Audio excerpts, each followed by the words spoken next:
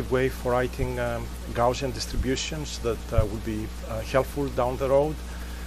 We will summarize a few things about calculating the likelihood, and that will be a good point to discuss on what is called additive and multiplicative noise.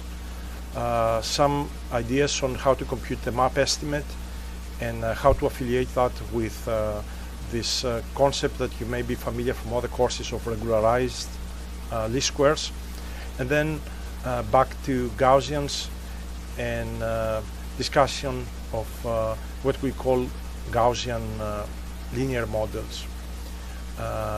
Basically, that would be a good exercise on using Bayes' theorem to play with a partition of a Gaussian distribution the way we did in earlier lectures.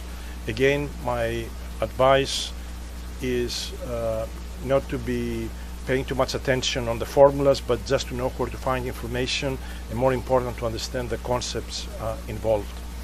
So, if you remember, we looked on the moment parameterization of a Gaussian that you see on the equation on the top in terms of the mean and the variance. So we now are going to introduce what is called the information form of the Gaussian that involves the parameters lambda and xi that you see on the second equation. Lambda is just the precision matrix as we have seen it before, and xi is sigma minus 1 times mu or lambda times mu. If you simply do those substitutions in the expression for the moments on the top, you get basically the equation on the bottom, and notice the subscript c in the Gaussian symbol to indicate that this is the canonical representation in terms of lambda and xi.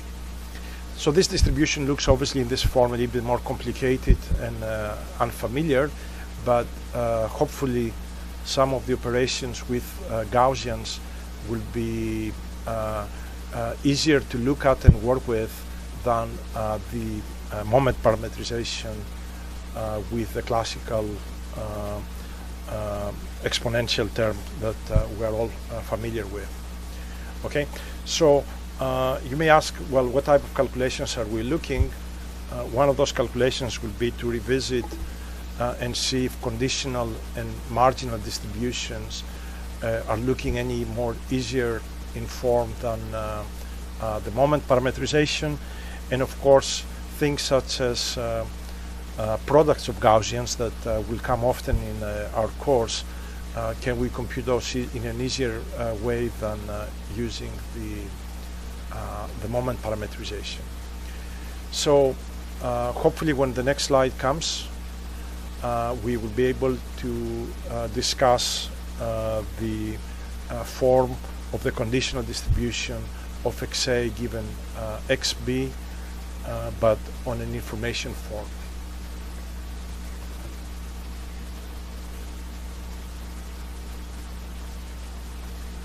All right, so the formula on the top summarizes again our canonical form, this information form of the Gaussian, and on the second equation I give you the conditional of xa given xb written in terms of the precision matrix lambda and the moment mu. I remind you that we got these equations by partitioning lambda in matrices lambda AA, lambda AB, etc., and partitioning also the vector x in xa and xb and the mean vector in mu A and mu B. So if you do the calculations and in substituting in the form xa given xb the canonical parameters, you get the equation on the bottom, which certainly looks much simpler than the equation, the second equation that you see on the slide. Only one thing that you should pay attention here: the partition of xi in xa and xb follows exactly the same format as the partition of mu A and mu B. So notice what the equation was for the xa. Okay. So the conditional looks in a very nice form, much easier than using the moment parameterization. Now we see the same calculation for the marginal, and you notice in the equation on the bottom, the marginal has not benefited much from the information form. It looks a little bit more complicated than the classical equation, where it says, for example, that the mean and the variance of xb's is given directly from the partition of the mean and the variance. So here is another slide showing benefits when you use the information form for the product of two Gaussians. So we have two Gaussians with parameterizations xc1 lambda 1, xc2 lambda 2. When you multiply them, the xz, and the same is true for the lambdas. This is written for the univariate case, but you can extend the same type of calculation for a multivariate distribution. Of course, the calculation in terms of moments given for the univariate case on the bottom is a little bit more complicated. So when you multiply Gaussians, there is a merit to use the information form than the moment parameterization. All right, so we're ready to talk a little bit about these likelihood calculations and discuss the concept of additive and multiplicative noise. There are lots of examples in the notes that you will consult, so I'm going to be jumping just to give you some of the key ingredients of this type of calculations and relations with things you know, least squares and regularized least squares type of calculations. So I'm going to be talking about point estimates, such as the map estimate, and why it comes out to be identical in spirit to this concept of regularized or penalized, if you like, least squares estimate.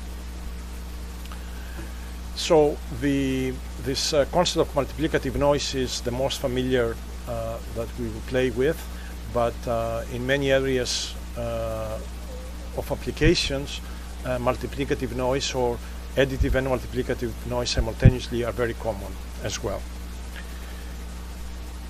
So what we see here is a summary of the posterior distribution and Bayes rule, and on the numerator you see the probability of the data d given theta. This is the likelihood function, and we treat it not as a probability density, but as a function of the parameters theta that we want to compute. We already have seen the maximum likelihood estimate, where we maximize this function to compute an estimate for theta, and so we will try today to do a little bit better by computing the map estimate by maximizing the posterior, hopefully in a few slides down the road. So the maximum likelihood estimate, as we discussed, has some problems, and a good way to see some of the existing problems with MLE estimates is to revisit and remind you how the MLE estimates for the mean and the variance look for a univariate Gaussian. Hopefully you remember these calculations from an earlier lecture. So if you remember, and it's going to be coming up on our next slide, the mean, the MLE estimate for the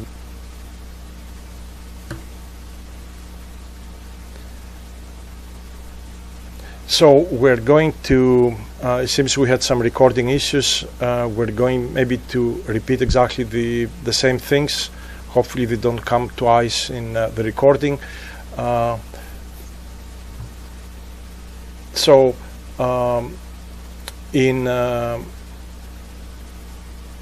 let's try to change the slide here. So here is the calculation that I was referring to before. You see the MLE estimates for the mean and the variance, and we already have shown that the MLE estimate for the mean is unbiased. It's the same as the mean of the distribution from where the data come, but the MLE estimate for the variance is biased simply because the mean that we use to define the sample variance is the MLE estimate. Okay, so this is the sort of a problem that maximum likelihood estimation comes with. Now, a very good demonstration on this issue with the variance in the context of MLE is a picture that is contained in Bishop's PRML book, and I'm going to try to show you this next, and it will give us a very good graphical sort of understanding of what is the issue with MLE estimation. So let us see this on the following slide.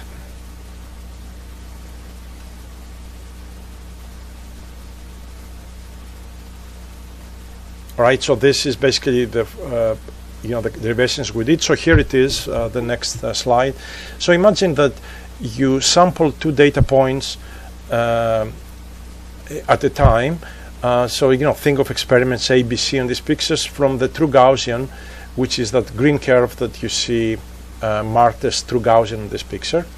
So you do MLE estimate in all 3 experiments using the blue data points, so 2 at a time. So the mean and the variance you computed. The variance again is with respect to the sample mean, and you can immediately see that in each case the sample variance is underestimated versus the variance of the true Gaussian.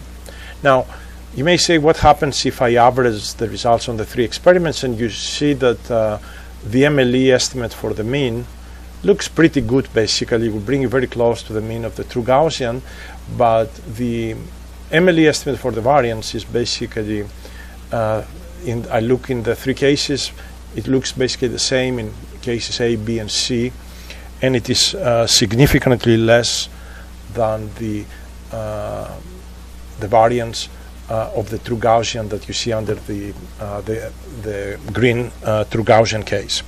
So this is indeed what the problem is with MLE in the case you have limited data.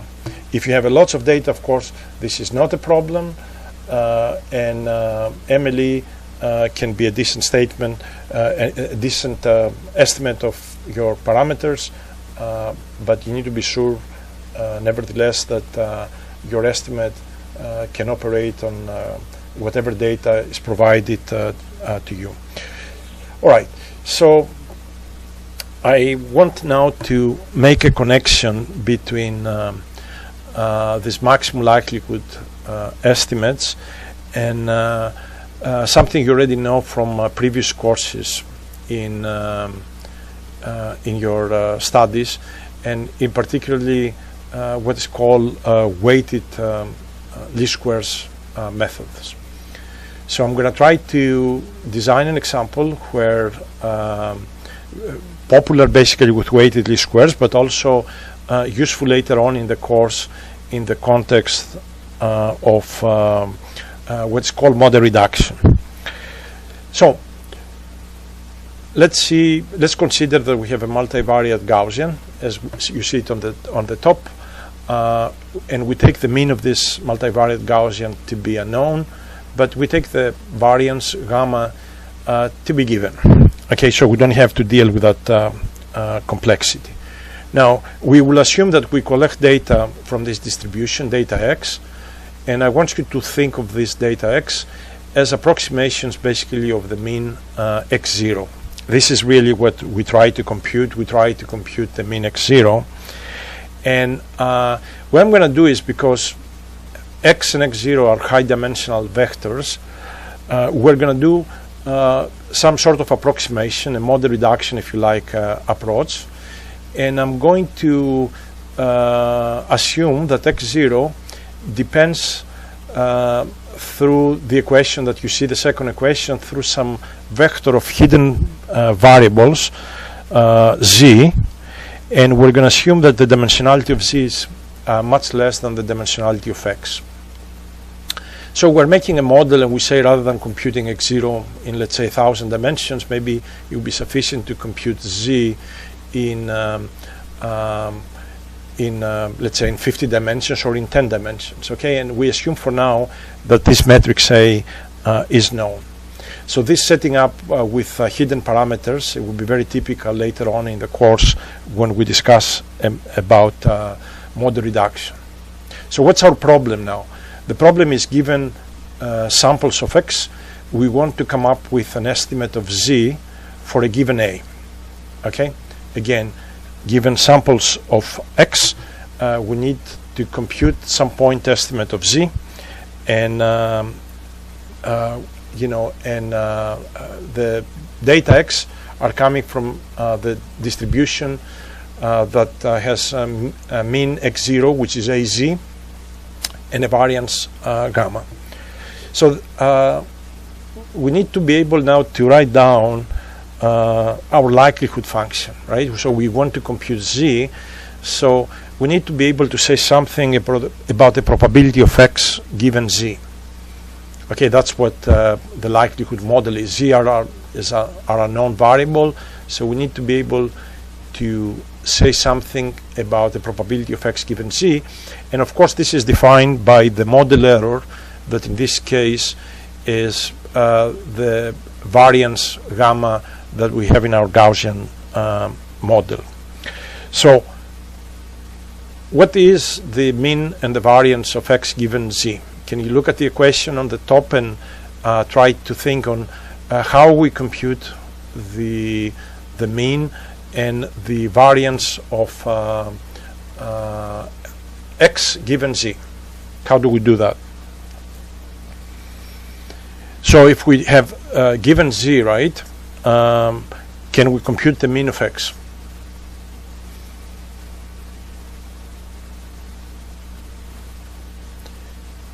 Can we agree, because that the mean of X is basically A times Z by our the setting of our model?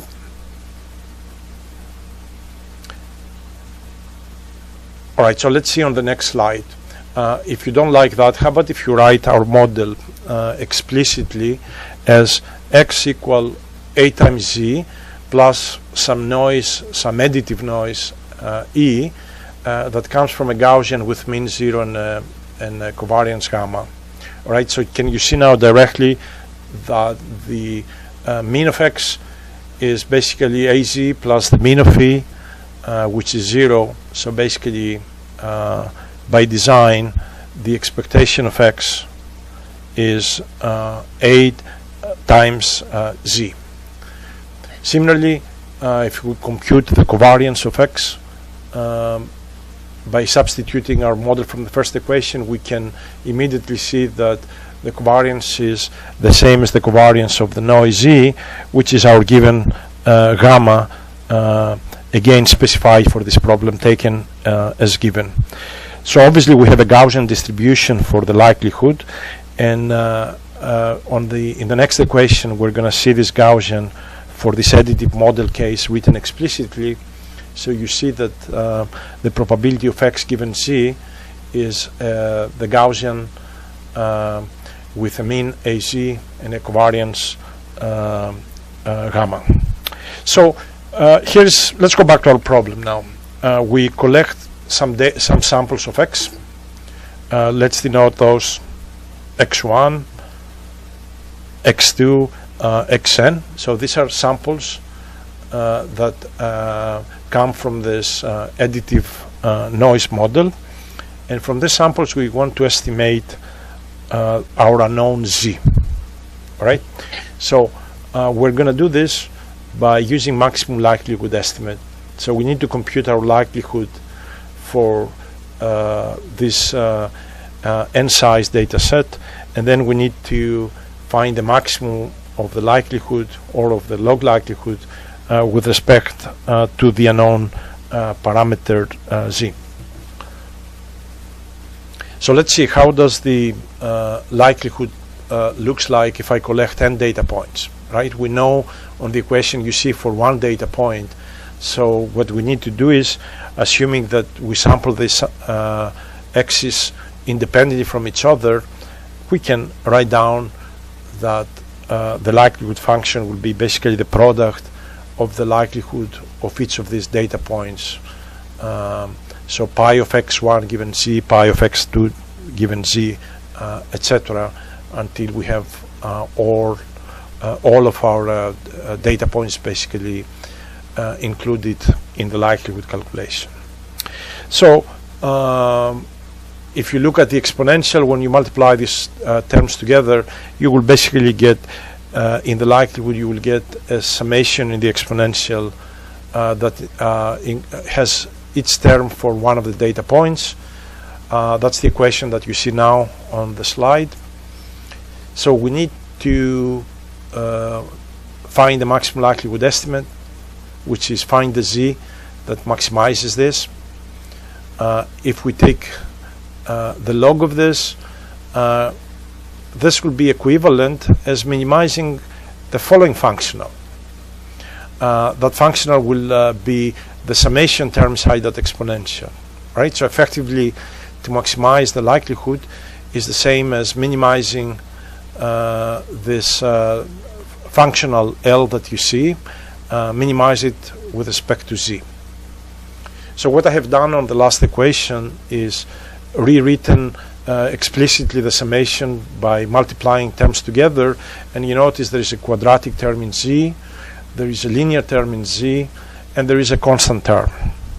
So effectively what we will need is we will need to find the derivatives of this functional with respect to z, so we can come up with a point estimate for the our MLE, the MLE estimate. So so in the next slide I'm going to differentiate the quadratic, will give me a linear term in z, and the linear term in the middle will basically give me the term that you see in brackets on the right side of the equation in the bottom. So let's see how this differentiation will look like. Okay, so here's the same equation that we had before, setting the gradients equal to 0, and there's the answer. We have a matrix A transpose gamma minus 1A times Z, and this comes to be equal to A transpose gamma minus 1 X bar, and X bar is, as you can see from there, it's the sample mean. It's the summation of all my data points xj divided by n. Now you may immediately be able to see that this is the solution you will get with least squares approximation for this problem, but if you want to make it sort of more obvious, you can actually consider only one data point. Alright, so we don't have to worry about the sample mean. So if you have only one data point, so only one x, and from it you want to compute the value of z, effectively we would have a functional to minimize that simply looks as x minus z transpose gamma minus 1 x minus az. Alright, that's a weighted least squares problem, weighted because there is a gamma minus 1 there weighting the error that you do between the data point x and the approximation az. Right, so this is a weighted least squares problem, and you can write it if you want in a more convenient form by using a matrix decomposition for the matrix gamma, but again the details are in the notes. The conclusion here is that I want you to remember is maximum likelihood estimate is effectively identical with weighted least squares, and the weight here in the approximation is really the inverse of the covariance matrix, so it's gamma minus 1 what comes in the calculation of the MLE estimate. All right, so I want to move a little bit and introduce the concept of additive noise. Of course, we had an additive noise on this example, but I want to sort of do this a little bit more formally, as this case is sort of so popular, you know, in all sort of likelihood calculations, that we need to see this in, if possible, in its general form. All right, so let's wait for the next slide to come, and we will discuss about this additive noise problem. And so effectively what we will do is we will assume that we have some dependence between some data y and some unknown x, that you can think this is a computer code or a function evaluation. So I want you to think of trying to compute x through a model that has the form y equal f of x. Okay, so here is our slide on this topic. So usually when you use either a computer code or some model and you say y equal f of x, and we will see this in the coming equation here, obviously that is an approximation, and the way we account for that approximation is by saying, well, yes, y equal to f of x plus some noise. That's the additive noise there in the model, and we assume some probability model for the noise, typically taken as Gaussian. Okay, so let's consider that the noise probability distribution is given. So the likelihood calculation for this additive noise model is basically the calculation of the probability of y given x. All right. The noise, you can take it that is centered around the origin, around 0. This is very similar to what we had in the previous slides, where, if you remember, we had the noise with mean 0 and a variance gamma, covariance gamma. So the noise, let's say if this is a scalar y and a scalar x, the noise is centered around the origin. So we need to calculate the probability of y given x, and there is the answer on the bottom of the slide. The likelihood basically needs to be evaluated by evaluating the noise model at y minus f of x. So effectively what we do is we take the noise that is around the origin and we shift it around the function f of x without changing basically the noise distribution at all. I mean, this is all effectively what it is in this additive model. And again, the distribution for p noise can be anything, but typically with justification from the central limit theorem, we take this to be a Gaussian noise. Okay, so here's a plot that shows again the black dots, the data indicating the noise in the data, but centered around the origin, and then shifting the whole thing with a function f of x. So, so think now, how will you write this likelihood p of y given x if, let's say, the noise distribution was a Gaussian? All right. So how are you going to do this when the noise distribution is a Gaussian? How will the probability of y given x look like? And let's take that the noise is a Gaussian centered at 0 with some variance sigma square. Well, there is the answer. So the likelihood model looks as you see on the bottom.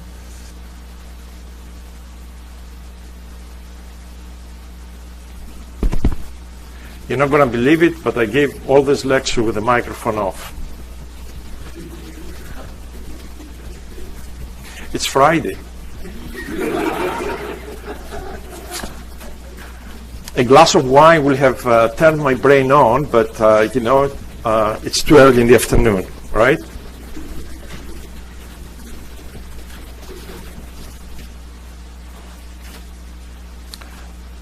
One of you needs to be in charge of telling me, is your microphone on? Is this on? Etc., etc.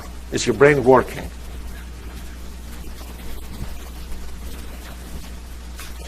And usually I realize it because I touch my curtains, like, why is this not making any noise? All right. So since I started a new topic, right? So we were talking about this additive noise model where the likelihood is basically like a function calculation plus some noise. And we said that the likelihood, the probability of y given x, is the probability of the noise computed at y minus f of x. So for a Gaussian noise, the way that you see here, the likelihood is basically this nice Gaussian. Okay? And again, in this case, for example, the parameters, of course, are x, but generally speaking, you can assume that sigma square is also unknown. So when you do maximum likelihood estimate, you can go and calculate sigma square as well. So you can calculate the parameters of the noise. Okay, so I want to return back to the model reduction problem. No, I'm sorry. Before the model reduction, I have to show you, since I said we have multiplicative noise, I want to show you one example with a multiplicative noise. Very unusual to see in machine learning, but in physics, this may be a common noise. So imagine that your input-output, or x-y relation, this functional dependence, is multiplicative. So you have y equal alpha times x for each sample j, and you can make this alpha to actually depend on the measurement you're doing. So for example, that's why I put an index j there to indicate that alpha j changes as you go from one sample to another. I'm writing this in a compact notation as y equal ax with this dot to denote what is called a component-wise multiplication. All right? So mathematically, don't be bothered. Think of this being equivalent for each sample to that relation. So somebody gives you the probability model for the noise, so we know that. And what we're interested is to calculate the probability, the likelihood, which is the probability of y given x. Okay? I'm actually giving you the derivation on the bottom slide, but I want to do it in the next slide in a simpler way using the point-wise calculation. So again, we have multiplicative noise.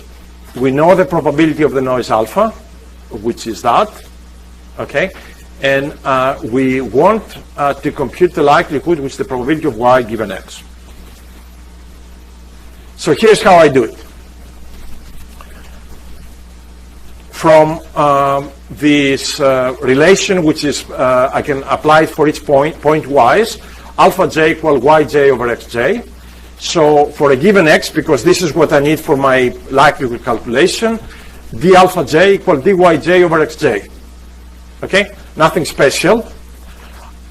I will use this relation and the transformation of probability densities to find the likelihood, the probability of y given x.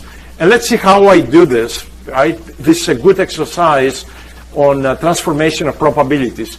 You remember, if I go from A to Y, the probability of A dA is the probability of Y dy.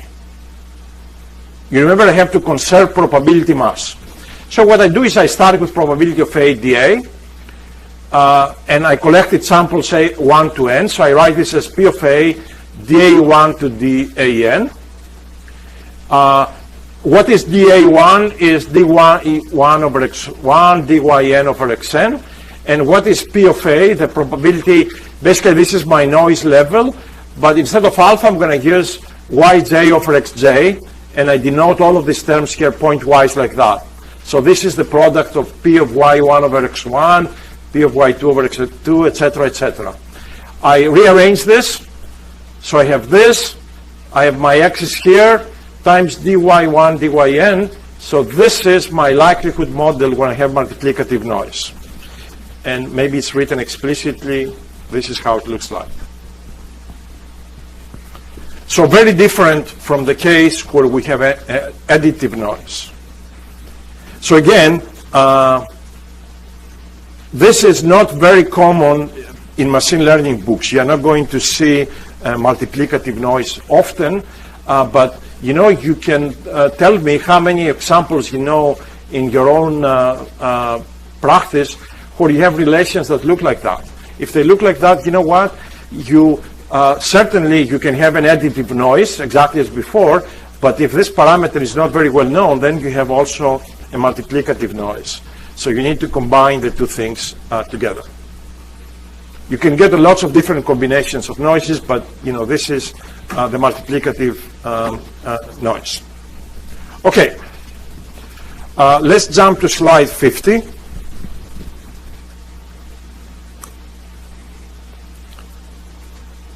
And so I'm going to return to the Bayes rule because I want to revisit that weighted least squares problem. So the people who are listening to this lecture on the video, they will not miss anything, because effectively when I do whether it's called a regularized least square case, the map estimate, I'm going to refer back to the earlier slides that they miss because of the stupidity of my microphone being off on a Friday evening.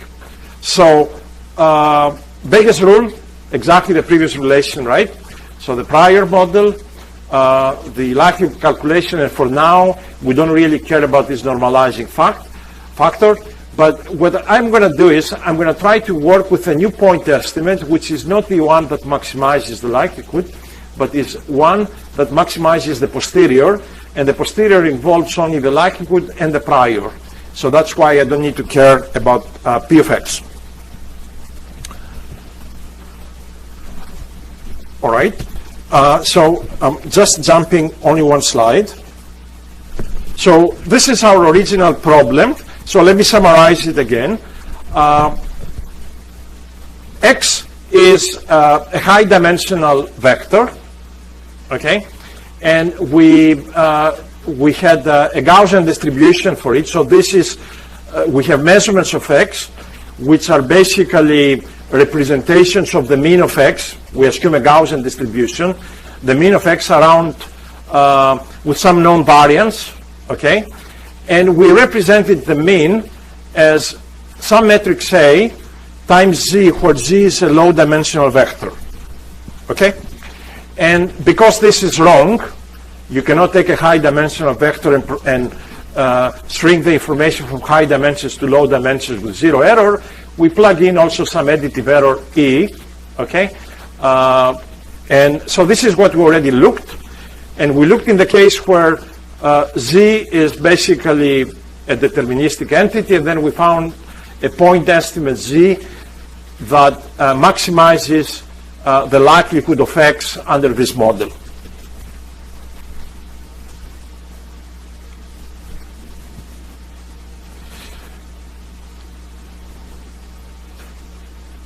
Okay, so here is the departure from the previous calculations.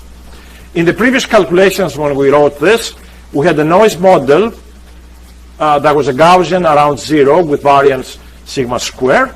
Now, I am going to introduce a prior on this parameter Z. This is new. So this is sort of an intro to where the Bayesian analysis will be going. Of course, not with point estimates, but right now, I'm going to introduce some prior model on this vector Z, okay? And this prior is also says, because, I'm going to put it mean 0 and some variance which is gamma square gamma, okay? So, all right. So now we have a likelihood model that looks identical to what we had before, but we also have a prior model on Z. So rather than maximizing the likelihood of X, what we're going to do is we're going to compute the posterior, and we're going to maximize the posterior with respect to Z. Okay? So let's see how these things look like. Would you agree with me that the prior density on this problem looks like that? All right, so it's this Gaussian here. All right? You may ask me, why did I put this parameter gamma squared?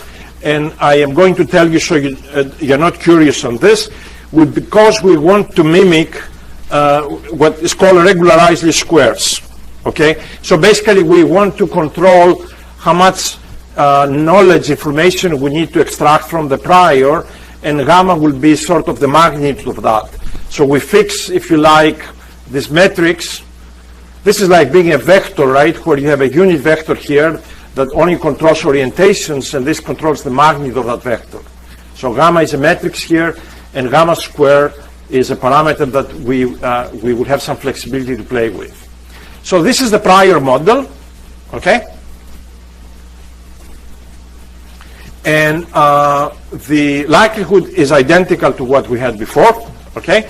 It's a Gaussian, so the z comes only in the exponent of the Gaussian, so it's the variance is defined by the noise model, so you have 1 over 2 sigma squared x minus az squared, okay? So let's multiply them to get the posterior. So the posterior looks like that. So if you remember, when my microphone was not working, what we did is to define the maximum likelihood estimate. We effectively played only with this term, x minus az squared, all right? And we worked on an optimization problem for z with this term alone. But right now, there is another term, which is this. So what is the map, the maximum a posteriori estimate, the map estimate that we want to define and compute? Is the estimate of z that maximizes the posterior. And because the posterior is in the form exponential to minus the sum of these two terms, rather than maximizing the posterior, what can I do with the functional inside here without the minus? Right, we want to maximize the whole thing, or equivalently, we want to do what to this term plus that term? Minimize it. So this functional that I'm going to minimize, I'm going to call it the Tikhonov functional, because Tikhonov was the guy who introduced regularized least squares basically in the 40s. All of this literature, by the way, came from the Russian literature in the 40s and 50s, and most inverse problems until maybe mid-80s were only solved with this Tikhonov ideas, because Bayesian methodologies had not advanced at the time. But we are going to see now the equivalence of the two approximations. So if you have not seen any of them, you will learn two things at the same time. So this Tikhonov functional, I am going to actually, to simplify it, I am going to define it as this term plus that term times sigma squared. So I can put 1 here and then sigma squared over gamma squared there. So let's see what we need to minimize. What happened?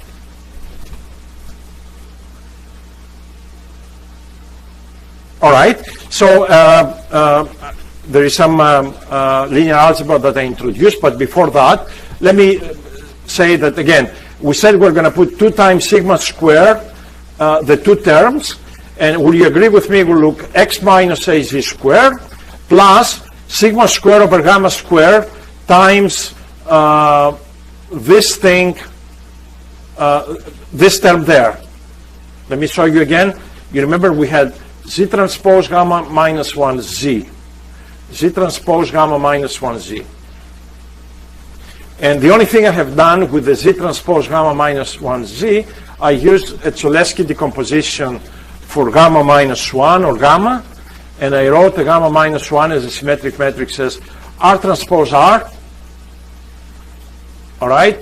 R is an upper triangular matrix, so really I can write z transpose gamma minus 1z in a much more elegant form as Rz square. Rz square is vectors, right? So this is the norm square. So now what we need to do is we want to minimize this with respect to z, where delta is sigma over gamma. Now, Tikhonov's idea for regularized least squares is the following. If you try to minimize, if you try to find z by minimizing x minus az squared, even though you will get, a square matrix when you do the least squares, A transpose A times z, that A transpose A matrix often is ill-posed. In other words, if you try to invert it, it will not work. You will get garbage. So what he said is, well, how about if I add some extra term that forces, for example, z or the derivatives of z not to be way too high. Because usually, if you try to solve this problem and A is ill-posed, you will get some values of z, 10 million, 50 million, a billion number, minus a billion, weird numbers. So Tikhonov said, how about if you constrain that so that z is kept small, okay? Now, this is not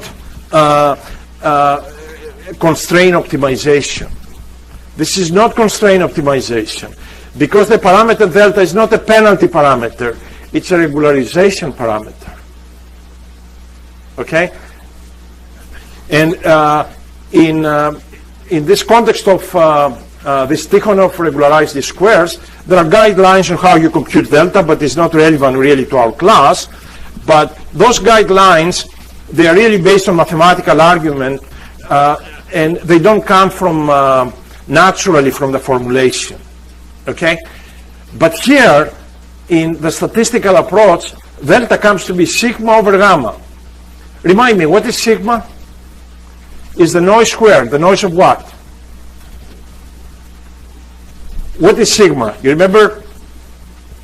We had x equal az plus epsilon, and sigma was sigma squared was the variance in the noise. So sigma is the standard deviation, is the noise basically in the model. Right? And what is gamma? Is the variance is the variance where? Of what? In z. So basically this is the model uncertainty divided by the uncertainty in the prior model. So for example, if you say I know nothing about z, I'm going to make z to go from minus infinity to infinity, this goes to infinity. So delta becomes 0, and basically you don't regularize. If on the other hand this is small, then you introduce a lot of regularization. But the point here is, in the original literature, from a non-statistical perspective, delta is set by other arguments. Here delta comes naturally in terms of sigma and gamma. So this problem is called, this problem is then identical to regularized least squares, okay? To compute z, you have to minimize that. And if you just expand this, take derivatives with respect to z, you set them equal to 0, you basically get, if I can find it somewhere, come on, where is it? Didn't we have an answer somewhere? Well, I didn't give it to you, but so z is basically what you see here. I should have given the exact expression, but basically you can, that's something you guys can do, okay? So the map estimate is identical to regularized least squares, okay?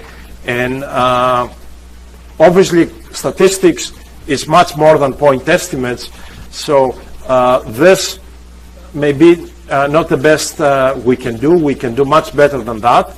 Not only that, a point estimate for these inverse calculations, especially the map estimate, may not even be a good measurement for z itself. But certainly, it's something that would be of value. Okay. So let's jump to new topic now. And this topic actually is a repeat of what we did with what I call a smoothing prior in the 1D interpolation problem that we discussed on Wednesday. You remember when we discussed about Gaussian conditionals, I told you if we know the values at some points, xb, let's say, then I can find xa given xb from the Gaussian, and we use that idea for doing interpolation of functions. But in doing interpolation for functions, I use what is called a smoothness prior to start with. So I want to show you the same concept now, since we talk about these map estimates and likelihood calculations. I want to revisit this once more, now for a problem in 2 dimensions. So let's say that this is, you're modeling some function, let's say, in 2 dimensions, And this is a discretization that you use. This is Z at grid point J, and we have the left, right, up, and down values.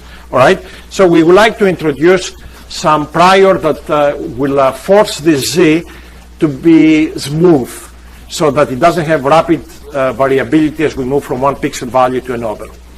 And the way I'm going to do this is using the following approximation. I am going to approximate Z as the average of the Z values of its 4 neighbors. I am going to treat this as my prior model. All right? Can I say that this Z approximation should be about 1/4 of these neighbors? Is this a good prior model for something that's smooth? All right? So doesn't this look like sort of the, it looks like the model reduction thing we did before, right?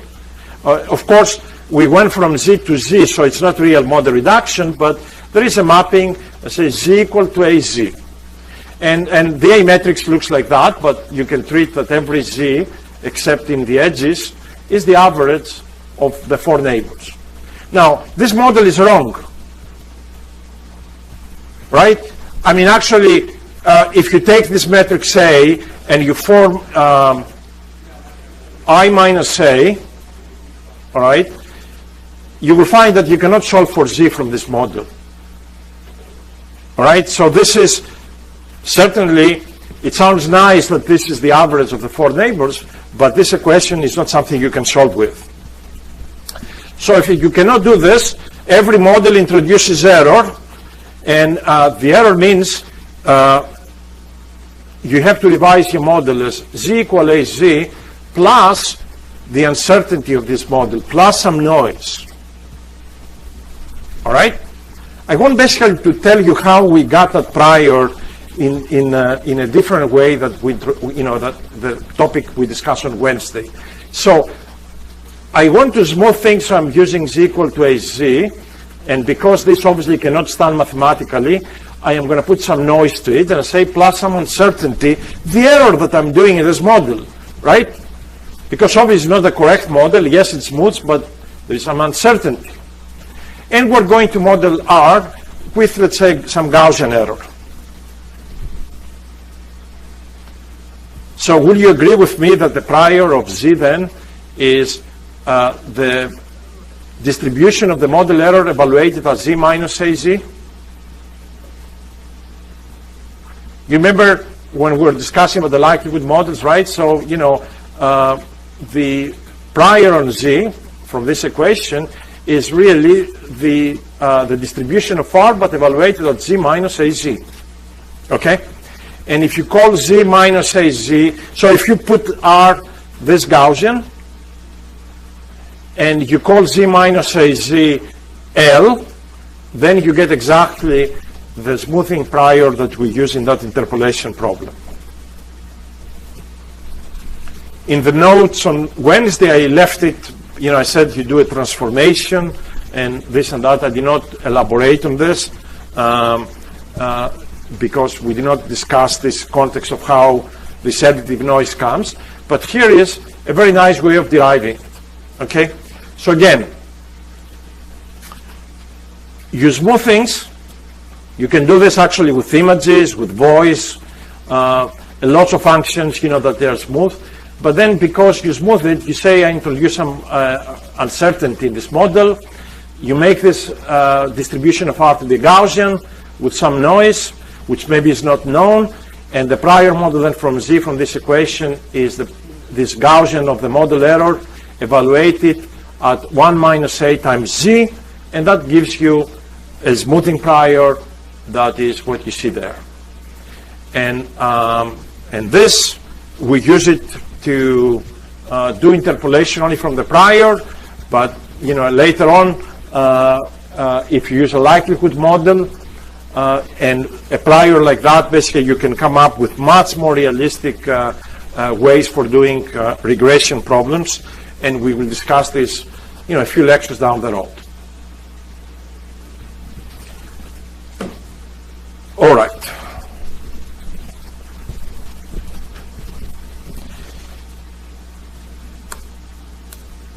Okay, I need to finish the lecture today with a little bit of more metrics calculations for what is called Gaussian linear models.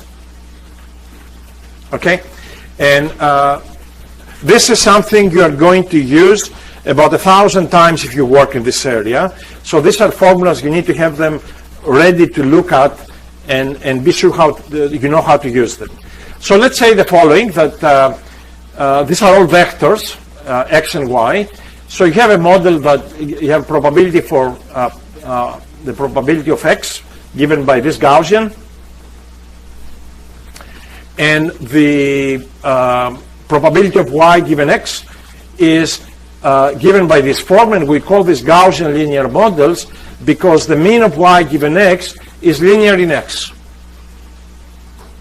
All right, but the covariance has no x dependence. This is very important. If you put an x dependence there, then none of these equations is valid. So the mean is linear in x, all right, and this is x independent. So what is interesting calculation, and it comes all the time, is if you have something like that, you want to invert this calculation and using Bayes' rule, compute the probability of x given y and compute the marginal of y. And you can see, for example, why how Bayes' rule will come, right? Because if you take the joint distribution of x and y, you can write as p of x times this, or you can also write as p of y times p of x given y. So from there, you can compute from these two entities, you can compute those two entities. Okay. The calculation actually, it's straightforward, and it's application of the trick we discussed on Wednesday, which we call it what? Complete the what? The square. All right? And I can tell you, if you don't do these calculations once by hand, next time you're going to have to deal with this in your own problem with much more complicated distributions. You won't be able to do it right. Okay? So completing the square, it's, you know, it's a weird terminology, but in statistics it works. Okay? So this is what we're given. All right? And we need to reverse this basic calculations here, p of y and p of x and y. So the starting point, and I'm not going to give you all the algebra, maybe I will highlight some of the calculations. So the starting point is to form the joint distribution of x and y given this marginal and this conditional. So let's call z x and y, and we need the joint distribution of x and y. Of course, you know the joint distribution is p of x times p of y given x. So if you take logs, you get this nice expression. Log of p of x is this. And I only keep the exponential terms here because that's where the action is with the x and the y's. And that's why I put a constant. And the log of y given x from here is this nice expression. So if I ask you to compute the probability of x given y. Let's see actually what is next, and then I will ask you. So let me see. Well, actually, okay, so before I ask you, so from here, will you be able, if I ask you to compute the probability, the Gaussian, the joint Gaussian for x and y, how would you be able to, from here, to write the Gaussian for the probability of x and y together? What are you going to have to do, actually? Actually, it is a completing the square as well, right? So what will you have to do to write, to identify what the mean and the variance for x and y is? We're going to have to write it in quadratic form in a similar fashion to what actually you see here. This one quadratic, this one quadratic. But rather than having x here or y there, we're going to have a vector here, which is what? X and y minus some mean, and then here's some metrics and another x and y and that mean. And how do you do this? By rearranging this equation. All right? You can write it like this. So this is only the quadratic terms. So will you agree with me that the variance, the covariance of x and y is the inverse of that.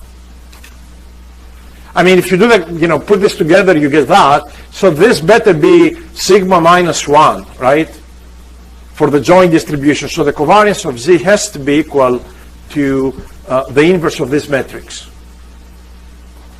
Correct? And what have I done to go from this inverse of this factorized matrix to that? I used this matrix inversion lemma. And what was the name coming under this nice lemma that you need to remember because it's it's fundamental to machine learning? What's the name going with this formula? The Woodbury lemma, okay?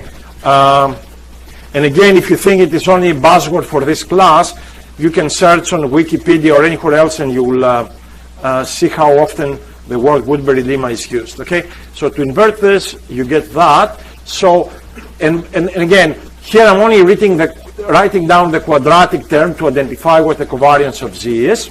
And what will I need to define what the mean of this distribution of X and Y is now?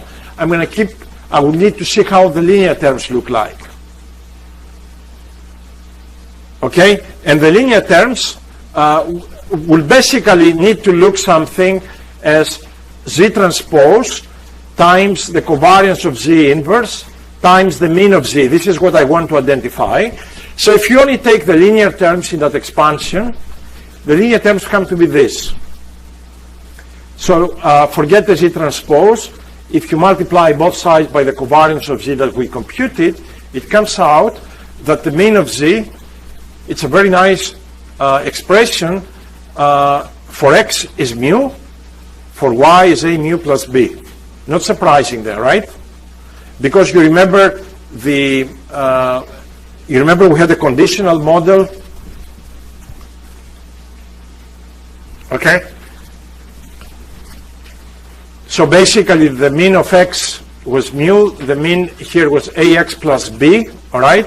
But when you compute the joint, the mean comes to be A mu plus B. Okay? So, how do we, from these calculations, right, can you tell me, so we have now the joint distribution for X and Y. How do we calculate marginals?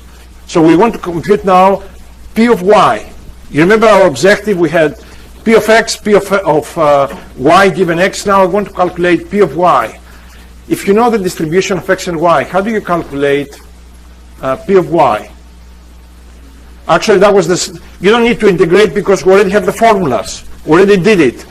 So if you have a joint distribution and you only need a marginal, can you read it directly from the factorized mean and variance? Right? So this is what the answer is. So the mean of X and Y was this. The covariance of Z was that. So if we need, for example, P of Y, then the mean will be this. All right? And the covariance will be that. That's it. No calculations are needed, right? We did it once, and that will be all. I am not going to show you the X and Y, but basically the calculations for X and Y are a little bit more complicated, but following basically the derivations from last week. So the conditional of X given Y is given by this complicated expression. Trust me, as complicated as it looks, you're going to have to use it about 1,000 times because always you have to play with these linear Gaussian systems. Okay, I better move fast because I have a few more slides to show you and some examples of this. Okay, so here is an example of, I have actually two different derivations of this. Let me see if I should tell you this. So this is Bayesian inference for the Gaussian, okay? So we talk about the likelihood, all right? So this data come from this Gaussian, and I am going to take that the sigma square is known, all right? And mu is unknown, so mu is the parameter of my model, and I'm going to put a prior on it. So when you think Bayes formula, think that Bayes' formula is going to produce us from these measurements, and this prior is going to produce us a posterior for mu. So we would like to know how that posterior of mu looks like. We will talk about Bayesian models next week, right? But since this is a Gaussian time, it's good to see these calculations even in a superficial manner in the lecture this week. So the idea is very simple. The likelihood model, we already have seen it, is the product of these univariate Gaussians computed at xn. All right, there it is. I remind you, mu is what we are after. Sigma square is given. So what I have here is the posterior, which is the likelihood, this, times the prior on mu, which is that Gaussian. There it is. And I need to extract from here, in a nice form, the posterior on mu. So there is mu in this term here, there is mu on that term. How do you extract the probability density for mu, especially if it's Gaussian? What do we have to do? My posterior looks complicated. There is a mu there, there is mu there. If we're gonna, I mean, we know Gaussian times Gaussian has to be a Gaussian. How do we make this to look like a Gaussian for mu? What's the buzzword? Completing the square. Okay, you got tired and it's Friday. So if you complete the square and you don't get tired, you basically can write this as -1 over 2 sigma n. So this is the standard deviation basically for the model after you have collected that data, and this is the mean of your distribution, and here how the answers look like. So if we look at the mean of the posterior, it comes out to be an average of the maximum likelihood estimate, and what is mu0? Is the mean of what distribution? Of the prior. So you are basically somewhere in between the MLE estimate and the prior, okay? And to which way you go, towards MLE or towards the prior, it depends on the relative values of n, how much data you have, but also it depends on the strength of your prior. Because, for example, if sigma 0 goes to infinity, you know what does it mean sigma 0 goes to infinity? Your prior had a variance sigma 0. What does it mean sigma 0 squared goes to infinity? You basically, there's no prior. It's like, it's all over the place. So if sigma 0 goes to infinity, what do you get from this? What is this term equal to? If sigma 0 goes to infinity, then this goes to 0. And how about here? If this goes to infinity and infinity, what do you get here? You get the MLE estimate. Okay? And the other way around, right? If you have lots of data and, they can overcome the prior, etc., etc. So the discussions are on this slide. And here is, by the way, how the calculations look like. If you start with a prior that looks like that, when you compute the posterior of mu, after one data point, it shifts away from the prior. After 2 points, it's further away. After 10 points, basically, it found its way, and it recognizes the correct mean and variance for mu. Okay? And again, do play with these little programs, because if you don't, you cannot get an appreciation really of pixels like that, right? How, from a prior model, you find yourselves to the posterior estimate. I have 2 slides only to cover with 2 examples. Okay, I love this slide because sort of I did not know about this derivation until maybe a few months ago. Okay, there's nothing new in this derivation, right? So this derivation is computing the posterior of the mean similar to the previous problem, but for a multivariate Gaussian. So my likelihood model is not a univariate Gaussian, but is a multivariate Gaussian. And this mean that I denote as x is exactly as before, comes from a Gaussian model with some mean mu0 and a variance sigma 0. You can do this your normal way, form the likelihood, times the prior, complete the square, and 2 pages later, you will come up with a nice posterior. But I wanted to show you how, if you know how to manipulate tricks, right, you can get answers right away by reading formulas. So I'm giving you the derivation here, but I want to use your intuition with this equation. I claim that if I collect n data from this distribution, I want to write the likelihood model, which is the probability of all of this data given x. And rather than writing the probability of y1, y2, yn, I am writing the probability of the sample mean of y given x. Because you can think about it, that would be sufficient statistic for what we want to do. That's enough information from the data. Okay? You don't need anything else. And I claim here that the probability of the sample mean of y given x, it is x times 1 over n times the covariance sigma y. Okay? If you don't believe me about this derivation, I actually give you the proof on this asterisk, so I want you to read it. So I don't complete the square, but I look at this expression and visually immediately you can recognize that this is correct. Now, why I like this trick? Because look what happens. Now forget the fact that you had this many data points. I only have one data point, all right? And that data point is called y bar, all right? So this is my likelihood. This is my prior. And notice something interesting. The likelihood, the mean, is a linear function of x. So it's like having a conditional of y bar given x and a prior on x, which is Gaussian. So this fits hand by hand with what? With the linear Gaussian models that we discussed before. Can you see that? I have a prior on x, and then I have a condition of y given x, which is a linear model because the mean is x. So before, you remember we had ax plus b, so a is identity and b is 0. So if you take the results that we had before and this complicated formula, all right, you can directly plug in, and there is the posterior of x without any calculations.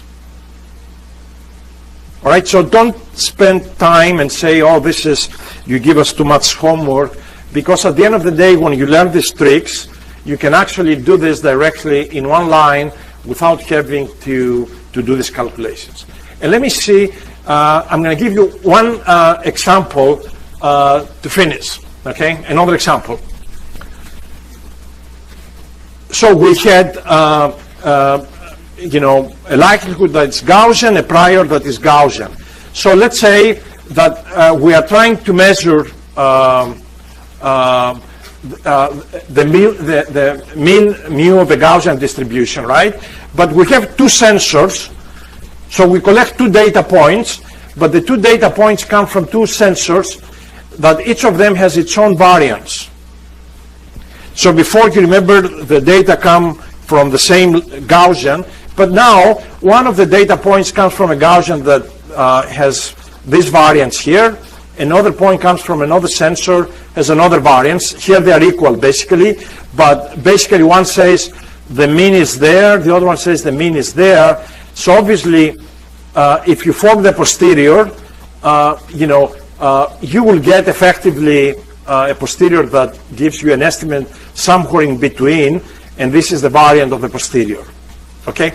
And by the way, my prior model, just to make the case here, it says that the mean is around 0 and the variance is huge. So I don't basically want to have to deal even with a prior model. So the variance here is huge, is not going to dominate the problem. But what I wanted to show you is the following. Suppose the likelihood, the two sensors come from two Gaussians that have a different behavior. So for example, let's concentrate on this picture so we can finish it up. On the first sensor, seems that the error in the location, which is this crosshair, the error is higher in the x direction, smaller in the y direction. Right? So each sensor measures a location, that mean, right? So the uncertainty is higher in the x direction, smaller in the y direction. The other sensor, the uncertainty, the x is small, in the uncertainty, the y is huge. So when you combine the two sensors together, the posterior basically comes to be this, okay?